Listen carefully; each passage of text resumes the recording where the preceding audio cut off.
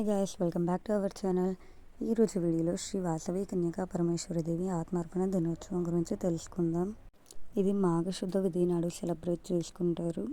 ఈ ఇయర్లో జాన్ 31 వచ్చిందండి. దానికన్నా 2 days ముందు నుంచి ఒక ఫెస్ట్ లాగా సెలబ్రేట్ చేసుకుంటారు. ఇది డే 1.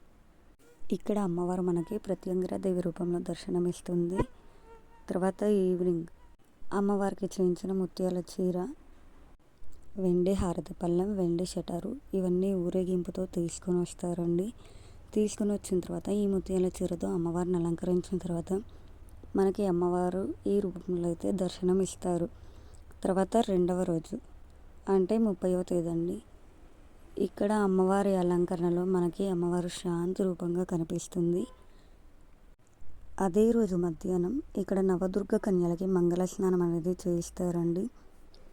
21 మంది నవదుర్గ కన్యలకి అమావాస్యలో మంగళ స్నానం చేయించి సాయంత్రం 6 నుంచి వాళ్ళకి బుద్ధి, ఆరోగ్య వాటిలపైన పూజా కార్యక్రమాలు జరుగుతాయి.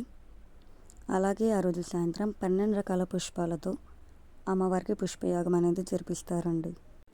ఇది డే 3 అనమాట. అంటే January 31 ఆత్మార్పణ దినోత్సవం రోజు ఉదయం మనకి అమ్మవారు ఏ రూపంలో దర్శనమిస్తారు. అలాగే 12 నుంచి హోమాలు, యాగాలు అన్నీ మొదలవుతాయి. సాయంత్రం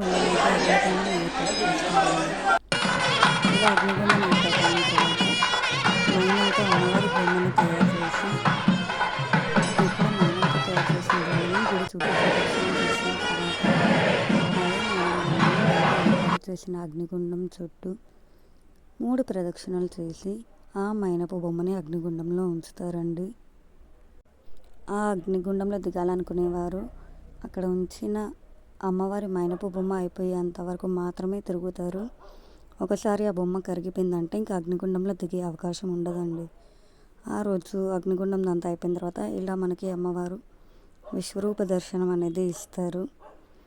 ఇక్కడ విశ్వరూప దర్శనంలో లైట్స్ ఆఫ్ చేసి ఓన్లీ మంగళహారతి లైటింగ్లో మనం అమ్మవారిని చూడాలండి. నా వీడియోస్ మీకు నచ్చినట్లయితే please do like, share and